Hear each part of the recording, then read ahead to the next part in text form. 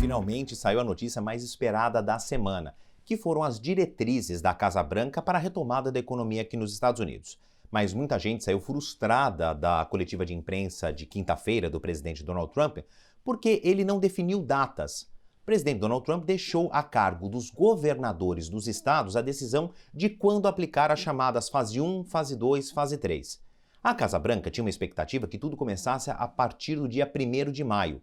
Mas vamos pegar um exemplo aqui, talvez o melhor de todos, o estado mais rico da federação, Nova York. Andrew Cuomo, governador, disse que nada vai acontecer até o dia 15 de maio. Ele estendeu a quarentena aqui no estado por mais um mês, o que dificulta os cálculos de quanto a pandemia já impactou na economia dos Estados Unidos. Existem alguns números sólidos, é claro. Por exemplo, o recuo no varejo foi de 8,7% em março em comparação com o mês anterior, fevereiro. Nunca na história contemporânea dos Estados Unidos houve uma queda no varejo tão grande de um mês para o outro. Agora, se a gente for pegando os números que já saíram aí das previsões até o final do ano, a gente tem da Universidade de Stanford, que fala de um recuo do PIB americano em 11% até o final de 2020, e também do Goldman Sachs, que aí é muito mais terra arrasada. Fala em 34% do recuo do Produto Interno Bruto americano no segundo trimestre de 2020. O que dificulta essas previsões é que nós temos de lidar com algo que é muito pouco palpável, que é o índice de confiança do consumidor, que, aliás, está muito baixo. Porque fica a pergunta, vamos supor que a vida nos Estados Unidos volte ao normal, que foi declarada o fim da pandemia, mas que ainda existem focos da doença. Como o consumidor médio vai lidar com essa notícia? Ele vai voltar para as filas nos supermercados? Vai frequentar os shopping centers? Vai voltar a ir ao cinema e ao teatro? Pois é, não se sabe disso porque nós nunca tivemos uma situação de pandemia. Não existem modelos de impacto na economia diante dessa situação. É claro que a gente estuda história para conhecer o futuro, entender o presente e projetar o futuro.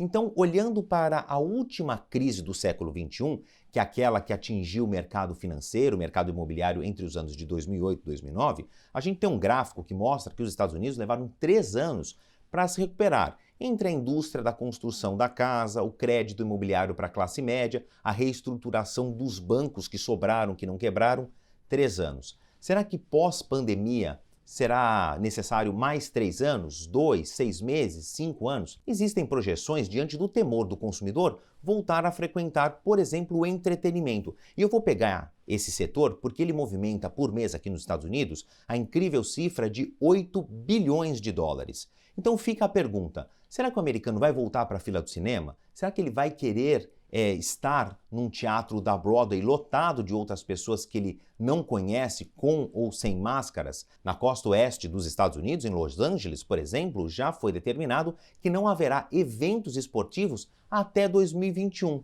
E o esporte está embaixo desse enorme guarda-chuva do entretenimento e é um mecanismo muito importante da economia americana. Tanto que o próprio presidente Donald Trump disse que ele gostaria que essa retomada, que essa reabertura da economia passasse pelos eventos esportivos. De qualquer maneira, as previsões até o final do ano são de terra arrasada na economia americana. Para o CNN Business, Marcelo Favalli de Nova York, desejando a todo mundo um final de semana bastante saudável. Até segunda.